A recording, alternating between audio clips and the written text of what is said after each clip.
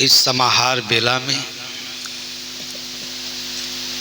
अनेक स्थानों से आए हुए सभी पूज्य श्रद्धेय संत वृंद सत्संग सरणी में अगाध श्रद्धा, भक्ति और अनुराग के साथ चिर निमग्न सभी श्रद्धालु श्रावकों, श्रद्धा मूर्ति देवियों, समापन का बेला तो आप जानते ही हैं, थोड़ा दुखद होता है। एक शायर ने लिखा है, नजारे यूं तो रंगी हैं मगर हरदम नहीं होंगे, हमारी याद आएगी मगर जब हम नहीं होंगे। ये संसार बड़ा विलक्षण है और सत्संग के बारे में जो नाना प्रकार के विचार हैं, दृष्टिकोण हैं, उससे आप भली भांति परिचित हैं। अनेक महापुरुषों को आपने सुना होगा।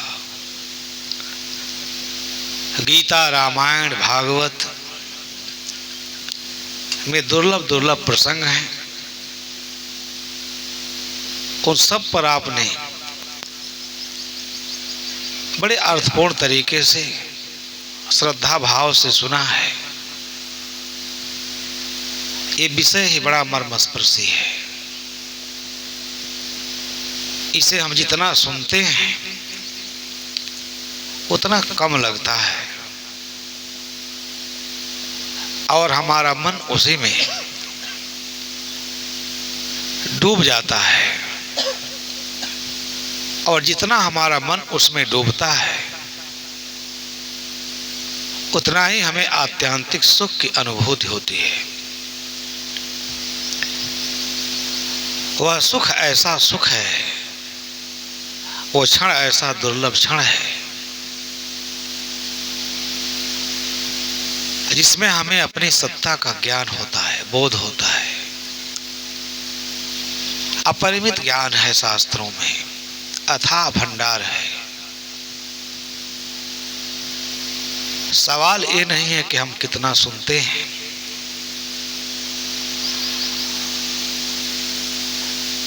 असली सवाल ये है अनेक तरीके से लोगों ने इस विषय पर ऐसा मर्मस्पर्शी, तलस्पर्शी, हृदय स्पर्शी विचार दिया है कि सब लोग सुध बुध खो बैठते हैं।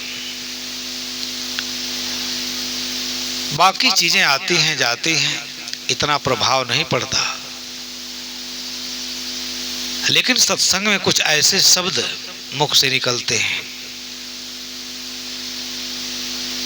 उन शब्दों का हमारे जीवन में बड़ा अर्थ होता है, प्रयोजन होता है। वो अनायास ही नहीं निकल जाते। ऐसी परिस्थितियां होती हैं कि उसमें उन शब्दों को कहना पड़ता है।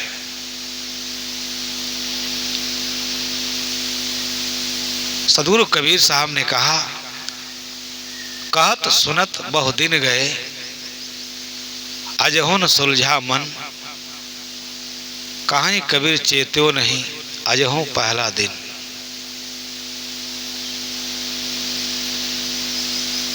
बहुत ही महत्वपूर्ण साखी है, इस पर सबको विचार करना चाहिए।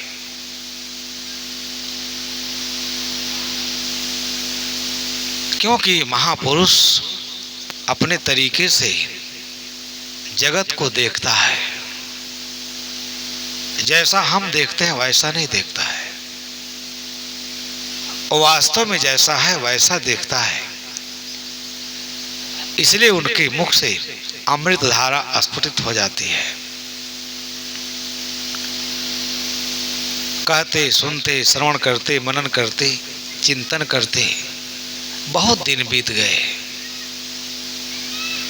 मन का कुटेव नहीं गया, मन नहीं सुलझा। क्या हुआ? जहां से चले थे वहीं रह गए।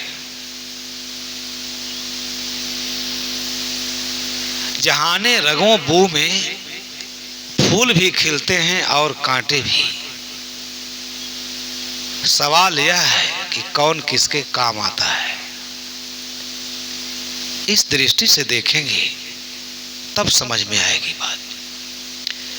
सत्संग का तात्पर्य ही है कि हमने अपने मन के भावों को कहां तक सुलझाया है। मन नहीं सुलझा, मन का राग नहीं मिटा, द्वेष नहीं मिटा, हर्ष शोक विषाद अवसाद नहीं मिटा। सत्संग सुनने से क्या मिला? इसलिए क्षण भर के सत्संग में अनेक प्रसंग मिलते हैं। अंगुलीमाल डाकू का प्रसंग आपके समक्ष है। ये संतों की बड़ी अनंत कृपा है। ये संसार के तारक है, उद्धारक है।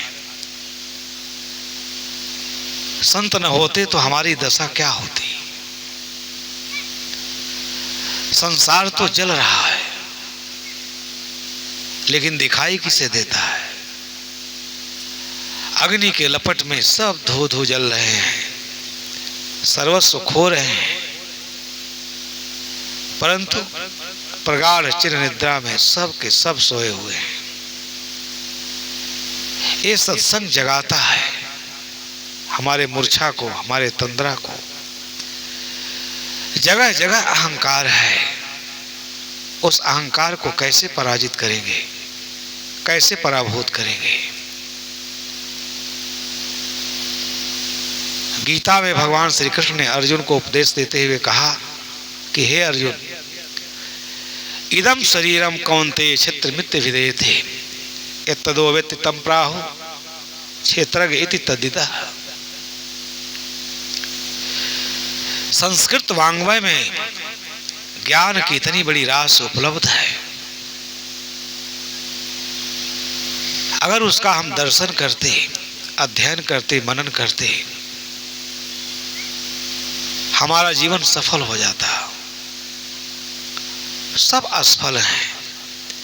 धन भी मिला, पद भी मिला, प्रतिष्ठा भी मिली, सम्मान भी मिला, आज कुछ भी नहीं है, अकेला है। इस अकेलेपन की अनुभूति होनी चाहिए। जैसा कि हमारे तिलक भाई ने गाया है, भीड़ तो बहुत है, परंतु यह बोध हो जाना कि मैं असंग हूं, अकेला हूं, ये बहुत बड़ी उपलब्धि है। ये संसार का परम सत्य है। इस सत्य को जब हम इसका अवलोकन नहीं करते, इस यथार्थ सत्य का हम बोध नहीं प्राप्त करते, भटक जाते हैं। पति पत्नी का संबंध यही बना, माता पिता का संबंध यही बना, इष्ट मित्र, निंदक, प्रशंसक, गाली देने वाले, प्रशंसा करने वाले, आलोचना करने वाले सब मिले। पीछे मुड़ के देखे, आज कोई नहीं है।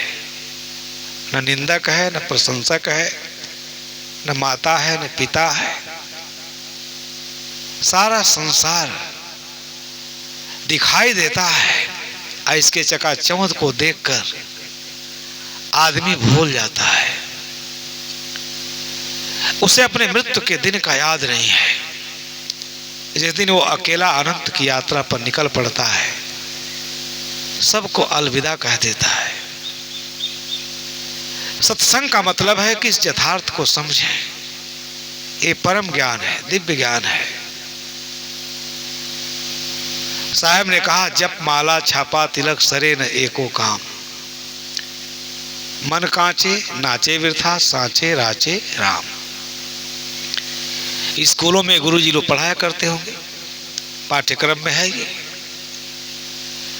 परंतु ये जीवन दर्शन है, साखी नहीं है।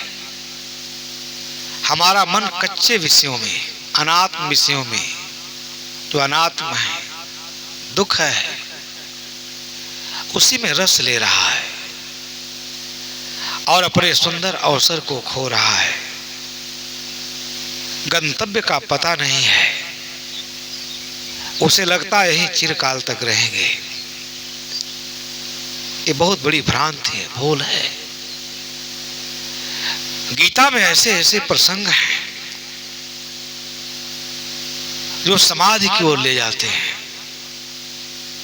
परंतु न उपदेष्टा को उसका ज्ञान है, न श्रोता को उसका ज्ञान है। दोनों को अपने अलिप्त और असंग भाव का ज्ञान नहीं है। इदम शरीरम कौन्तेय क्षेत्र मित्र विदेथे। हे अर्जुन, यह शरीर खेत है। जिस प्रकार खेतों को हम लोग जोतते हैं, गुड़ाई करते हैं, खर पात उसमें से निकालते हैं, फिर बीज बोते हैं और उस बीज का फल समय पर प्रकट होता है, इसी प्रकार इस शरीर रूपी खेत में कर्मों और संस्कारों के जो बीज हैं, अच्छे बुरे कर्मों संस्कारों के बीज, समय आने पर उसका फल प्रकट होता है। उससे जो दुख सुख होता है उसे आदमी ईश्वर की देन कहता है, परंतु किया हुआ तो उसका ही है। इसलिए क्षेत्र मित्र भी देते, इस शरीर को खेत समझो, ऐसा मनीषियों ने कहा है। इसलिए मनुष्य का यह पावन कर्तव्य है। कबीर साहब की साखी तो चीर करके बोध के पार ले जाती है। सारे शास्त्र फीके पड़ जाते हैं। अनुभूति परक ऐसा ज्ञान है कि सबका मन हिल जाता है, सब द्रवित हो जाते हैं। एक ऐसा द्रावक रूप उपस्थित करते हैं, सारे सद्ग्रंथों को पढ़ाना चाहिए। इदम शरीरम कौन्तेय क्षेत्र मित्र विदेयते इत्तदो वेति तम प्राहु क्षेत्र इति तद्दतः। खेती करने वाला उसका भोक्ता बनता है, ऐसा मनीषियों ने कहा है। इसमें धर्म का सार आ जाता है कि ऐसा जीवन पा करके कहत सुनत बहुत दिन गए, सारा दिन बीत गया, उम्र चली गई, बोध न हुआ, ज्ञान न हुआ, कर्तव्य पथ पर आरूढ़ नहीं हुआ, अजहुन सुलझा मन, अनेक जन्मों के गंदे संस्कारों में उलझा हुआ मन रात दिन इस गंदे शरीर में सुख ढूंढ रहा है। कहां सुख है? दृष्टि नहीं है। इसलिए ये सत्संग एक नई नूतन दृष्टि देती है। अनुभूति परक ज्ञान है। जो जग गया उसका काम बन गया, जो सो गया चिरकाल तक, अनंत काल तक भावधारा की यात्रा वो करता रहता है। ये साखी नहीं है, जीवन का सार है। जीवन को सफलता में परिणित करने का ये मंत्र है। लेकिन मन कितना उलझा है। बड़ा सुंदर भजन गाया तिलक भाई ने। मुझे एक दृष्टांत याद आ जाता है। एक जटाधारी महाराज जी थे, उन्हीं की पूजा होती है। कुंभ में आप गए होंगे। इतने बड़े बड़े जटा रखा कर आए, इतना बड़ा बोझ ढो रहे हैं, तत्व ज्ञान कुछ भी नहीं। चीलम फूके जा रहे हैं, सिगरेट फूके जा रहे हैं, नशा पर नशा लिए जा रहे हैं। जनता महाराज है, दंडवत कर रही है, उनके चीलम गांजा की व्यवस्था कर रही है। ये महाराज है। कितनी दयनीय दशा है। शराब भी पीते हैं महाराज, आशीर्वाद भी देते हैं। इतनी गंदगी। इसलिए सत्संग एक अद्भुत विषय है। ये लोग क्या सत्संग करेंगे? कोई कीलों पर सोया हुआ है, कोई खड़ेसरी है, कोई उर्दबाहा है, हाथ उठाए, लगता है जैसे किसी कोर्ट से इनको सजा हुई है, सुप्रीम कोर्ट से। ये सत्संग के बिना नहीं सुलझता। खड़ेसरी हैं, पैर इतना सूज गए हैं खड़े खड़े। अपने ऐसे सुंदर जीवन को भारी यातना के हवाले कर दिए हैं। नाम क्या है? तपस्या कर रहे हैं। कौन बोध हुआ? श्री ज्ञान साहब कहा करते थे, गुजरात का एक प्रसंग, कि साहब एक खड़ेसरी थे, तो उनका व्रत था 12 बरस हम खड़ा रहेंगे। 12 बरस 11 बरस 8 महीना पर हम उनसे मिले। कहे महाराज आपने बड़ी साधना की, बड़ी तपस्या किया, आपको जरूर ईश्वर मिला होगा। अगर इतना कठोर तप यातना तन मन प्राण सब अर्पित कर दिया, इतना कठोर पीड़ा दिया, मुझे पूरा विश्वास है आप अपने अभिष्ट की प्राप्ति किए होंगे। कुछ आपको आभास मिल रहा है कि नहीं? कुछ बताइए अपना अनुभव। ऐसे सोए हुए थे, नींद आती थी। उन्होंने कहा क्या महाराज अभी तक तो ऐसा कुछ नहीं हुआ। साहब कहे 4 महीना तो बचा है, आपको क्या लगता है? कहे इसी बात को लेकर तो मैं उदास हूं। 11 साल 8 महीना बीत गया, 4 महीना बचा है। आदमी कहां सपने सोया मानवा खोल जो देखे, नैन जीव पड़ा बहु लूट में ना कछुरे न दे। इतना प्रज्ञा से संपन्न जीवन लेकर, प्रज्ञा कितनी प्रदीप्त है, प्रखर है। आये ढोंग पाखंड आडंबर में जीवन को नष्ट कर दे, कैसे मन के भावों को सुलझाएंगे? सत्संग की सार्थकता मन के भावों को सुलझाने में है। मन नहीं सुलझा, कठोर यातना के बाद शरीर नष्ट हो गई, परंतु मिला कुछ नहीं। उपवास व्रत, इसलिए सत्संग के एक एक शब्द हमारे मन में विकार क्यों उत्पन्न होता है, राग क्यों होता है, द्वेष क्यों होता? ये मन बड़ा पाजी है। तो मैं दृष्टांत आपको बता रहा था। बहुत बड़े जटा वाले महाराज जी थे, जीवन भर, बड़े पुराने जमाने की बात है। इनकी बड़ी पूजा होती, बड़ी प्रतिष्ठा होती। हमारे जन्मभूमि पर जब पहाड़ी महाराज आते थे, ऊंट है, हाथी है, घोड़ा है, बैल हैं, गाय हैं, भैंस हैं, डोली पालकी में चलते थे। पूरा गांव अस्त व्यस्त परेशान। गरीबी का जमाना था, लोग बताते थे। सुरही गाय चलती थी उनके साथ, पूरा गांव उनके सेवा में परेशान। ये हमारी परंपरा है। इस समाज बड़ी आदर देता है महात्माओं को। महात्माओं को अपने कर्तव्य का ज्ञान होना चाहिए।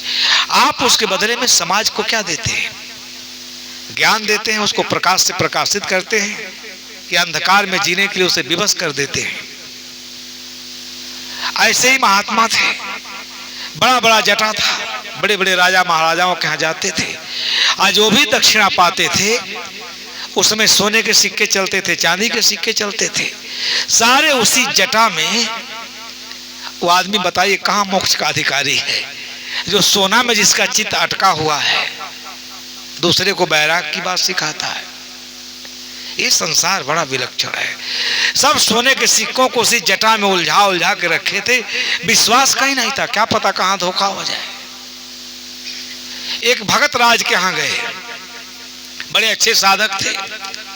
मन कब धोखा दे जाए, कब मन बदल जाए, कुछ नहीं कहा जा सकता। तो ये लोग खेत में काम कर रहे थे। महाराज कमंडल लेके गए और खेत के किनारे कहीं बैठ करके शौच क्रिया करने लगे। उनको तो पैसा सहेजना था। बहुत देर हो गया तो भगत भक्तिन कहते हैं महाराज क्या कर रहे हैं, घंटों हो गया। वो एक एक पैसा को सहेज रहे थे। जाके धीरे से देख रहा है तो महाराज के पास तो इतनी असरफियां हैं। उसके दिमाग पर बल पड़ा, ये जटा में लेके बाबा घूम रहा है, मर जाएगा, सब व्यर्थ हो जाएगा। इतना उनका मन में प्रदूषण घुसा। महाराज जैसे ही घर गए, दोनों पति पत्नी खूब सेवा किए, चरण दबाए, कथा सुने और रात को एक योजना बनाए कि धन कैसे लिया जाए। आदमी का मन इतना पापी है, मलेच्छ है। दोनों ने कहा महाराज का खूब चरण और दबाए, सेवा हुआ की। रात को कहे देखिए अपने दीवार में हम लोग खोद खाद देंगे और सवेरे हम लोग छाती पीट पीट करके रोएंगे, हमारे घर में तो चोरी हो गई, चोरी हो गई। गांव के लोग इकट्ठा होंगे, कोई रास्ता निकलेगा। आदमी इतना खुराफाती प्राणी है। ये सारे शास्त्र और सारे सत्संग भी उसके मन को नहीं सुलझा पाते हैं। इतना निम्न कोट का प्राणी है। महाराज इनके श्रद्धा भाव से, समर्पण से, सेवा से अभिभूत हो गए, संविघ्न हो गए। कथा सुना करके सोए, अरे रात भर जगे रहे। और जैसे ब्रह्म मुहूर्त हुआ, पत्नी छाती पीट पीट के रो रही है, अरे बप्पा हमारा सारा धन गया, आज चोरी हो गई, डाकू आए, चोर आए, सब लूट ले गए। इतना कस के चिल्लाई, सारा गांव इकट्ठा हो गया। क्या हो गया, क्या हो गया? कौन आया? 2 ही लोग हो। बाहर महाराज जी पड़े हैं। अरे घर में किधर से चोर गया? कहाँ देखे, इधर सेन कटा हुआ है, सेन अपने ही काटे थे। कहे महाराज सबसे बड़ी दुख की बात है, हमारे पूर्वजों का दिया हुआ धन था, स्वर्ण मुद्राएं थी, सब ले गए, सब ले गए। बेहोश हो जाते थे रोते रोते। फर्जी नाटक करने में आदमी को इतना महारत हासिल है। कथा सुनता है, सत्संग सुनता है। महाराज भी कांपने रहे कि हम भी रात भर भजन किए, ब्रह्म मुहूर्त में ध्यान लगा के बैठे हैं 4 बजे 3 बजे से, आखिर चोर आया कहां से? चोर तो मन में है, पहले से ऑलरेडी बैठा हुआ है। इसलिए आचार्य शंकर ने कहा, मनस्ते पर तुष्टि को अर्थवाने को दरिद्र।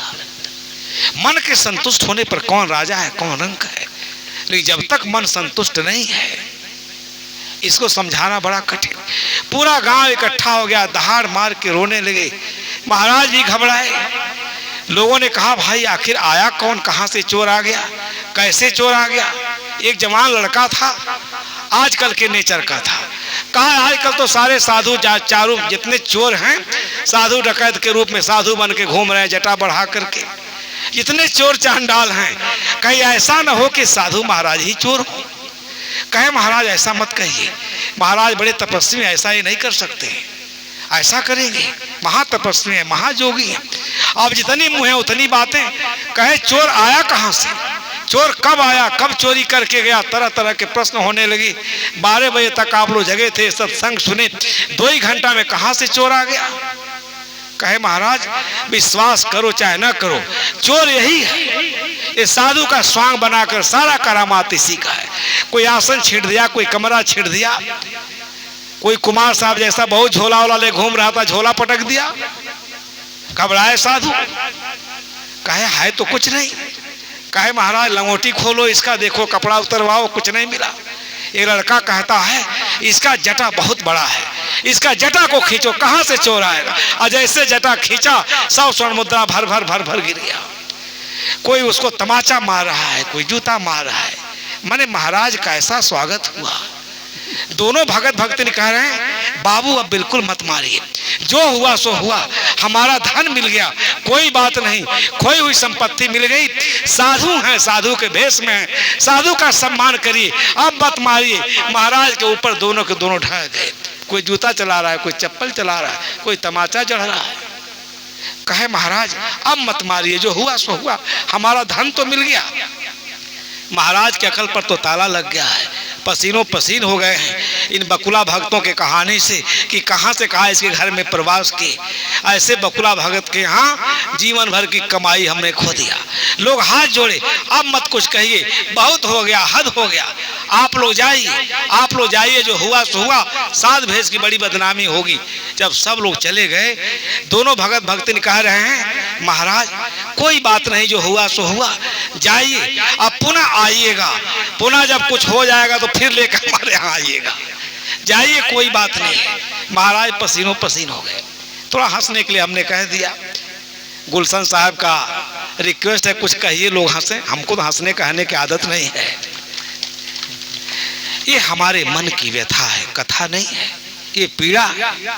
साधु संतों का आज जो भ्रष्टाचार है, उनकी काली करतूत है, उनका कच्चा चिट्ठा जब खुलता है, आप लोग नाक भाव सिकोड़ के भागते हैं।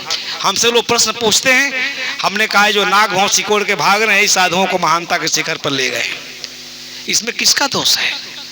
इसलिए सही परिप्रेक्ष्य में अध्यात्म को समझिए, दर्शन को समझिए, साहेब की इस वाणी को समझिए, इस जीवन के बारे में क्या कहा।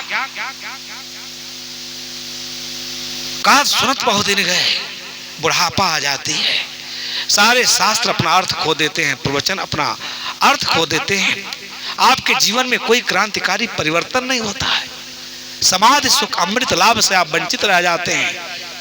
यह शरीर विषय सुख के लिए नहीं है, चोरी के लिए, चांडाली के लिए, झूठ बोलने के लिए, धूर्तता के लिए नहीं है, यह जीवन अमृत लाभ के लिए है। केवल संयम की जरूरत है, शील की जरूरत है। आदमी एक काम नहीं कर पाता, इसलिए वो भारी दुखी है, भटका खा रहा है। आज हूं पहला दिन का तात्पर्य जानते हैं क्या है? साहिब का संकेत है। अनंत जन्मों के प्रवाह के बाद, अनंत प्रवाह के बाद, अनेक जन्मों के जब पुण्य पाथे उपार्जित कर्म संस्कारों का संचय हुआ, तो आज मनुष्य के देह में आए हुए पहला दिन है। क्यों? कि मुक्ति का मार्ग यहीं से खुलता है। इस जीवन जैसा, इस देह जैसा कोई देह नहीं, कोई जीवन नहीं। देवता भगवान सब इसी देह में आए। ईश्वर परमात्मा, इस शरीर कितनी महिमा है। केवल अपने मलों को, कासायों को, विकारों को, मलेच्छ कर्मों से अगर आदमी ऊपर उठ जाए, वही भगवत्ता है। आप उसी की पूजा करते हैं, उसी का मंदिर बनाए हैं। वो इसी देह में था, आकाश से नहीं आ गया था। इसलिए साहब कहते हैं आज हूं पहला दिन। आज मानव का दिन है, विवेक प्रकाश का जीवन है। आज अगर कल्याण नहीं हुआ, आज अगर सदगति नहीं हुई, फिर कैसे होगा? आगे तो भाव का जो मानवेतर खानियों का जो व्यवस्था है प्रत्यक्ष दिखाई दे रहा, देखने कहने बताने की जरूरत नहीं है। इसलिए इस देह की महिमा है, इसमें अच्छे कर्म और संस्कारों के बीज बोए जाए, जिसके परिणाम में हमको पछताना ना पड़े, दुखद कोई दुख की अनुभूति ना हो। यहाँ प्रसन्न तो कल प्रसन्न रहने की कोई चिंता नहीं है। इसलिए जो वर्तमान अवसर है, मनुष्य का जीवन है, ये ज्ञान का प्रकाश एकदम प्रकाशित है। इस प्रकाश के इसमें जो ज्ञान का दीपक है, उसे बुझने ना दें। सत्संग का ये तात्पर्य होता है बंद करने। बंधु, बड़ा समय है, कहते रहेंगे, आप बैठे रहेंगे। आपसे निवेदन है किया न मारा आपको जो खाक हो अक्सीर हो जाता है। एक शायर ने लिखा है, अगर पारे को आए अक्सीर अगर मारा तो क्या मारा? बड़े मौजी को मारा, नफ्से अम्मारे को घर मारा, नहंगो अजदहा और शेर नर मारा तो क्या मारा? आज आपका कर्तव्य है सत्संग सुनने के बाद कि आप अपने बुराइयों को, हम लोग जड़ी बूटियों का भस्म बनाते हैं, उससे शरीर का रोग ठीक होता है, लेकिन अगर अपने बुराइयों को हम अपने संभाल लें, ये सार कहता है, अपने बुरी इच्छाओं को मार करके अगर उसकी औषधि बना लें, हमारा जीवन एकदम आरोग्य रहेगा। सारे इंद्रियों का संयम कर लें। लेकिन कहता है जड़ी बूटी का दवा बनाए तो क्या हुआ? बुरी इच्छाओं को मार करके दवा बना, चूक औषधि बनाइए। अद्भुत अद्भुत प्रसंग है, उसको सुनना चाहिए। बड़े मौजी को मारा, नफ्से मारे को घर मारा। आपने बड़े घातक चीज को मार लिया, अगर अपने आप बुरी इच्छाओं को मार लिया। लेकिन अगर आपने सांप मारा, घड़ियाल मारा, शेर मारा तो क्या मारा? इस जीवन का लक्ष्य है, महत्व है कि हम सबको सत्कर्म में प्रवृत्त होकर के, धर्म श्रवण करके अपने अंदर के बुराइयों पर, बुरे संस्कारों पर, गंदे संस्कारों पर विजय प्राप्त करना चाहिए। बंदे करिले आप निवेरा, आप जियत लखु आप ठौर कर मुँह कहाँ, फिर ये अवसर मिलने वाला नहीं है। सब लोग जग जाइए, ये जगने के लिए सत्संग है। तो बहुत सारी बातें हुई, अब उस पर चिंतन करना, मनन करना, उससे लाभ उठाना आपका कर्तव्य है। आप सभी लोगों ने 3 दिनों से बहुत ही श्रद्धा पूर्वक, बड़ी अनन्य श्रद्धा से, अनुराग से धर्म श्रवण किया, मुझे बहुत सहयोग दिया। मैं कोई वक्ता नहीं, ज्ञानी नहीं, मैं तो अल्पज्ञ हूँ। इसलिए थोड़ा सा आपका मार्गदर्शन किया अपने अल्पज्ञ बुद्धि से। आप सब लोग सुखी हों, स्वस्थ हों, आरोग्य हों, जैसा कि भारती मनीषा में कहा गया है। इस लाइन को जब सर राधा कृष्णन ने दीक्षांत समारोह में गए थे अमेरिका, वो कौन सी यूनिवर्सिटी है, नाम मुझे नहीं याद आ रहा है, इसमें बाबा साहब अम्बेडकर पढ़े थे। आप लोगों को नहीं याद आ रहा? बहुत अच्छा नाम है, कमोडिया क्या? हाँ नहीं, कमोडिया नहीं, अमेरिका में कुछ बहुत अच्छा नाम है, इसी से मिलता जुलता। तो अपने भाषण के बाद उन्होंने, ये तो इंग्लैंड में फॉरवर्ड, तो उन्होंने अपने भाषण के लास्ट में इस लाइन को कहा था कि भारती मनीषा का ये पूरी मानवता के लिए संदेश है। सर्वे भवन्तु सुखिनः, सर्वे सन्तु निरामया, सर्वे भद्राणि पश्यन्तु माँ कश्चित् दुर्भाग् भवेत्। सभी सुखी हों, सभी सज्जन हों, सभी आरोग्य हों, सब में सद्बुद्धि हो, सब में सुंदर समन्वय हो, सामंजस्य हो, किसी के मन में किसी के प्रति कोई वितृष्णा न हो, सब सुखपूर्वक जिए, सब समान रूप से भौतिक आध्यात्मिक हर प्रकार की विकास करें। ये सत्संग इसलिए है, आपके अंदर राष्ट्र सेवा की भावना होनी चाहिए, समाज सेवा की, और जो जहाँ है अपने कर्तव्य का पालन करे, यही सबसे बड़ा धर्म है। शिक्षक का धर्म शिक्षक, ये माताएं इनका भी धर्म है। तभी संसार सुंदर होगा और स्वर्ग की अनुभूति हमको यही होगी। हमारे मेहनत से एक दिन तूफान कम हो जाएगा, खुद न खुद पाषाण नम हो जाएगा, स्वर्ग चूमेगा धरा के बड़ चरण, आदमी जब आदमी बन जाएगा। सारा सत्संग आदमी बनाने के लिए, और हम लोग सब लोग मनुष्य बन जाएं तो स्वर्ग यहीं उतर आएगा हमारा स्वागत करने के लिए। हमारे मनीषियों का संदेश है। सब लोग अचकचा गए, कहे भारत के आध्यात्मिक दृष्टिकोण है, भारत न सुखी रहे, अमेरिका, चीन, नेपाल किसी धर्म को मानता है, मनुष्य सब सुखी रहे, सब में आपस में सुंदर प्रेम हो, ये भाव आ जाएगा तो कहीं युद्ध नहीं होगा, महाभारत नहीं होगा, हम सब लोग सुखपूर्वक जीवन यापन करेंगे। आप सब लोगों को बहुत बहुत धन्यवाद देते हुए, आपके उज्जवल भविष्य की कामना करते हुए, अपने संत गुरुजनों के श्री चरणों में सादर साहेब बंदगी करते